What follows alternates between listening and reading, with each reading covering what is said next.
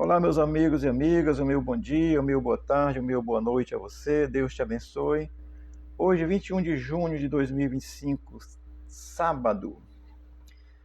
Vamos aqui voltar ao livro do profeta Isaías, capítulo 13, versículo 13 e 14.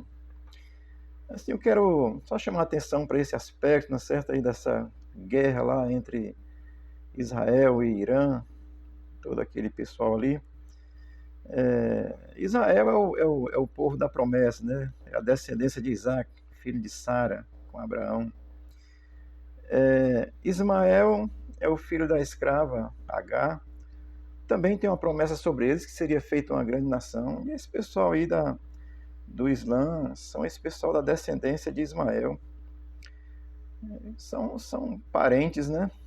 É o mesmo povo de Deus, é da mesma descendência de Abraão e deveriam estar em paz. Mas vivem brigando porque cada um reivindica para si o direito. Israel tem uma coisa especial porque a promessa estava sobre Isaac e por isso tem essas coisas lá. Isso só vai acabar quando Jesus voltar, tá certo? Até lá, claro que as coisas vão apontando para um fim, porque para Jesus voltar precisa realmente que tenha aí uma grande situação onde Israel vai ser atacado de uma forma muito feroz. Isso é os princípios das dores, como diz em Mateus capítulo 24, mas o fim acontecerá. Amém?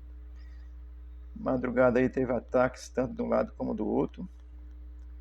E Deus é que sabe todas as coisas. Se já é o fim, a fé que nos prepara para esse momento, a fé em Cristo, tá certo?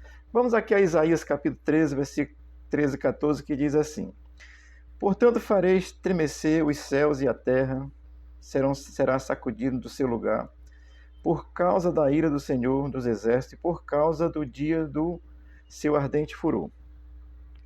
Cada um será como a gazela que foge e como o rebanho que ninguém recolhe. Cada um voltará para o seu povo e cada um fugirá para a sua terra. Amém? Tem um contexto. Isaías está profetizando sobre Babilônia, que será destruída. E claro que essa profecia ela também direciona para os fins dos tempos, porque não aconteceu esse abalo de toda a terra quando Babilônia foi destruída, mas há uma correlação porque o profeta fala da situação que viria sobre Babilônia, que foi terrível, e isso aponta também para o futuro. Vamos aqui ao texto, pensar, aprender um pouco com a Escritura Sagrada, tá certo? O versículo 13 começa dizendo assim: Portanto, farei estremecer os céus. O profeta, dentro da revelação daquilo que Deus fala ao seu coração com relação à Babilônia, ele está enfatizando que vai ser aí uma destruição, uma situação bem terrível para a Babilônia naquele contexto, tá certo? E vai dizer que os alicerces aí da terra vão ser abalados, tá certo? É claro que isso não ocorreu de forma plena em todo o universo, em toda a terra, no momento da Babilônia. Mas eu quero assim, eu penso sobre isso dessa forma e aplico dessa forma. Babilônia, a gente pode pensar aí como um protótipo daquilo que Deus fará nos finais do tempo, mas que foi terrível para a Babilônia naquele contexto. Portanto, o profeta está dizendo que farei estremecer os céus. Então, e o versículo vai continuar dizendo assim: e a terra será sacudida do seu lugar. Então, céu e terra, isso demanda para a gente, mas que o dia do Senhor, o universo ele será abalado, céus e terra.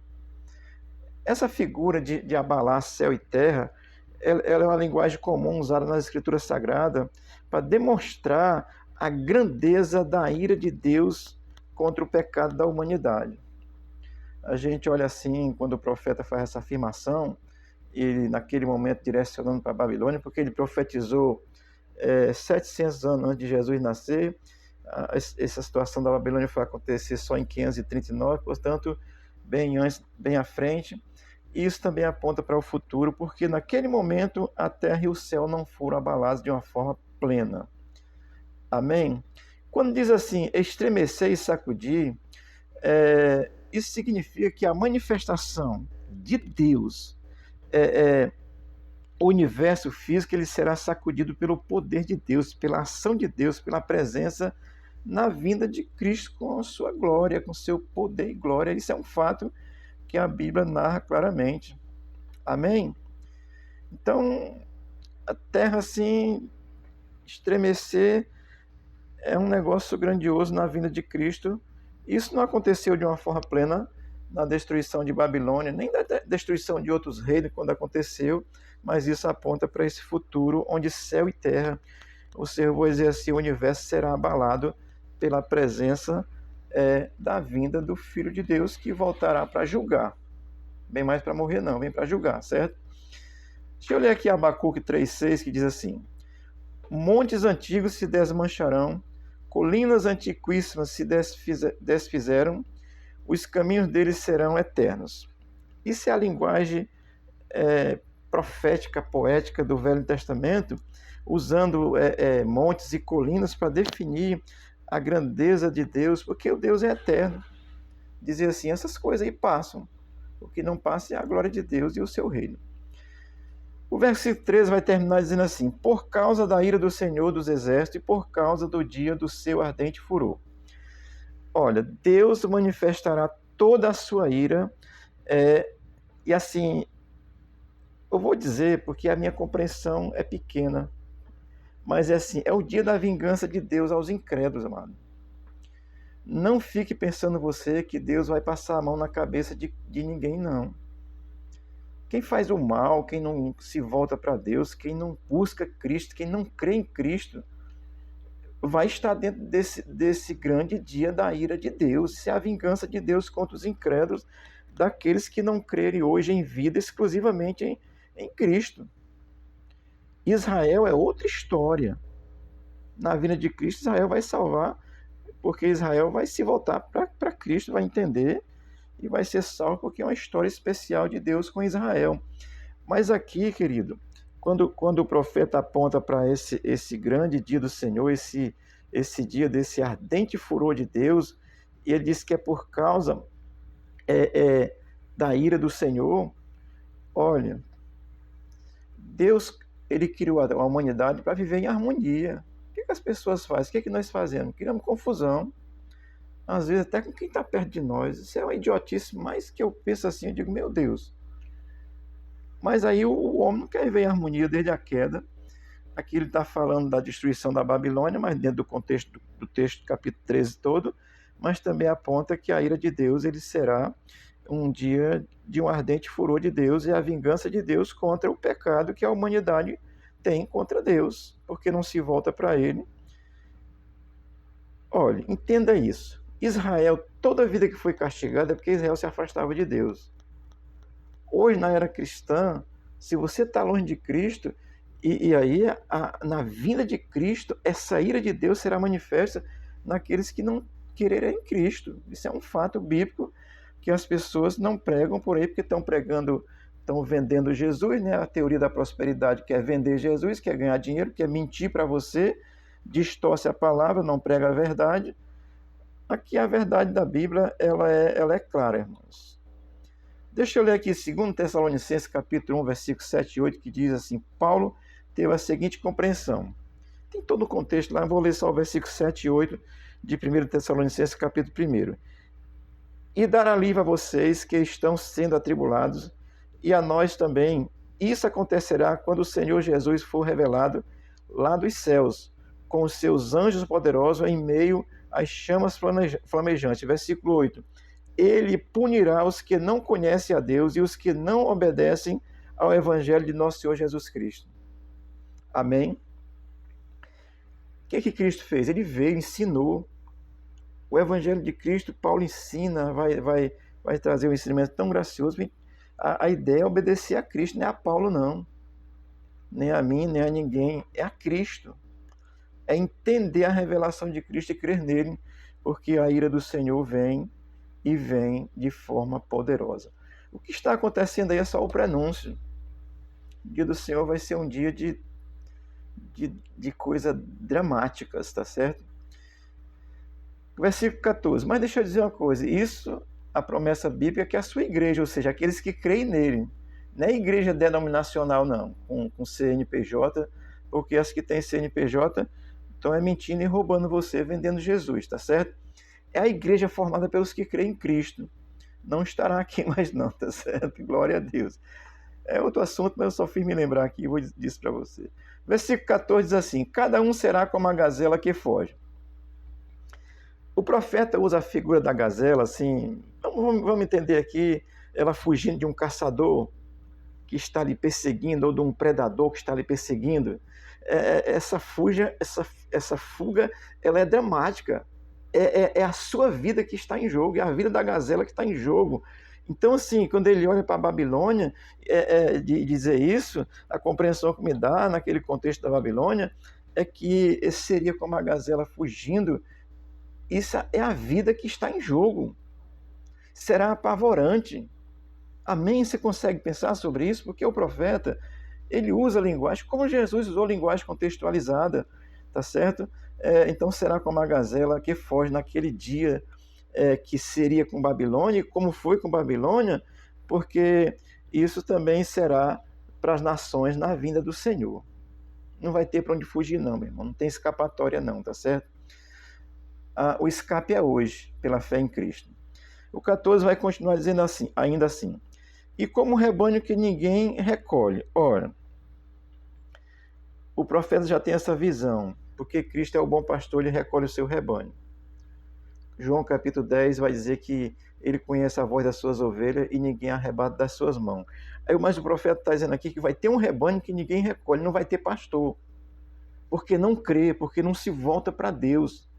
O pastor é Deus. Os que estão aqui, eu sou pastor pela igreja que me reconhece, e eu peço a Deus para que eu não fale contrário à vontade de Deus.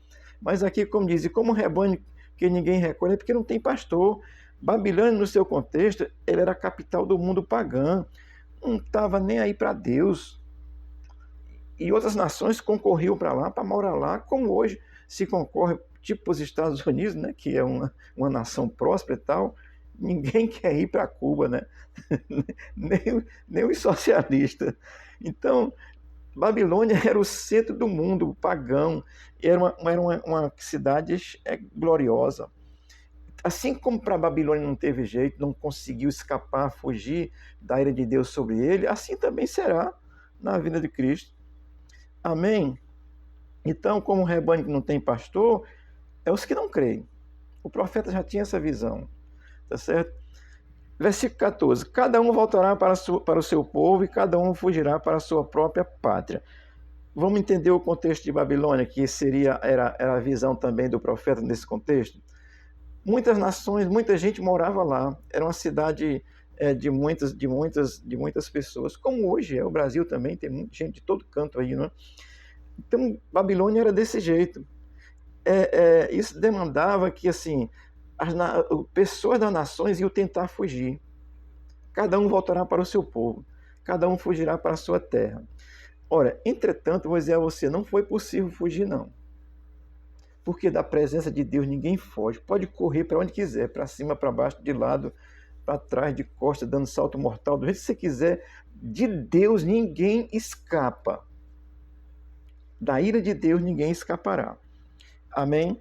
Assim como foi com Babilônia, meu querido, na vinda de Cristo, vai ser da mesma forma. As nações não terão para onde fugir. Quem tentou fugir de Babilônia não conseguiu. Foi destroçado. Assim ninguém foge de Deus, querido. Só há uma solução, é Cristo. Amém? Então, essa condição, eu vou chamar a atenção para essa afirmação que está lá na parte anterior, rebanho que ninguém recolhe. Olha, isso caracteriza atualmente todos aqueles que não creem em Cristo. Não tem pastor. Se o seu pastor humano está pregando a palavra para você e Cristo não é o centro, eu vou dizer para você, fuja desse lugar, vá para Cristo. Porque tem muitos aí pregando por dinheiro, pregando por maldade, por fazer a sua própria vontade, dizer que tanto faz como tanto fez. Não é assim, não. A ira de Deus é coisa severa, e rebanho que ninguém recolhe, é rebanho que não tem pastor, e o pastor é Cristo. Na sua vinda, ele vai, as suas ovelhas vão estar com ele já. E na vinda de Cristo, meu querido, não terá mais oportunidade. A oportunidade é hoje, antes da vinda de Cristo, tá certo? E as coisas estão se afunilando, porque Jesus disse que voltaria já faz 2025 anos, então está mais perto do que no passado.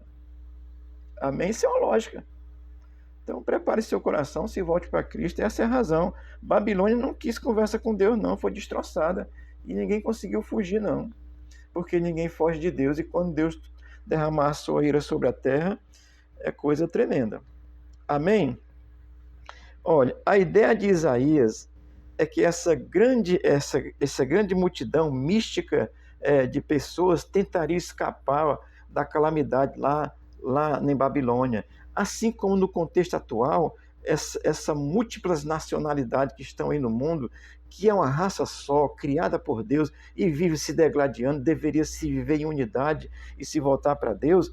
Mas isso não é possível, porque o ser humano é ganancioso e se esquece de Deus. Mas na vinda de Cristo, a ideia que o profeta faça é essa ideia de calamidade iminente. E as nações iam tentar fugir da Babilônia e não teriam condições, assim como tentarão fugir na vinda de Cristo e não terão como, porque não vai ter para onde correr, não. Se tem que correr é hoje para os braços de Jesus, tá certo? Olha, queridos, será julgamento final, tá certo? Assim como foi para a Babilônia. Babilônia foi final, não teve chance. Assim também será na vinda do Filho do Homem, tá certo? Eu vou terminar aqui lendo Apocalipse capítulo 20, versículo 15, que diz assim: aquele que não for achado escrito no livro da vida foi lançado no lago de fogo. Isso é Apocalipse capítulo 20, versículo 15. O capítulo 21, do 11 ao 15, vai dar uma definição melhor do livro da vida e tal. Como é que você escreve seu nome no livro da vida? Lucas capítulo 10, versículo 20, diz que é pela fé em Cristo. Os apóstolos voltaram que tinha curado, expulsado demônio, e Jesus diz: rapaz, não se alegre por isso não. Se alegre porque o vosso nome está escrito no livro da vida. E escrito no livro da vida é pela fé em Jesus. O dia de fugir da ira de Deus é hoje. Se você morrer sem crer, você está debaixo da ira de Deus e vai ressuscitar para a condenação eterna.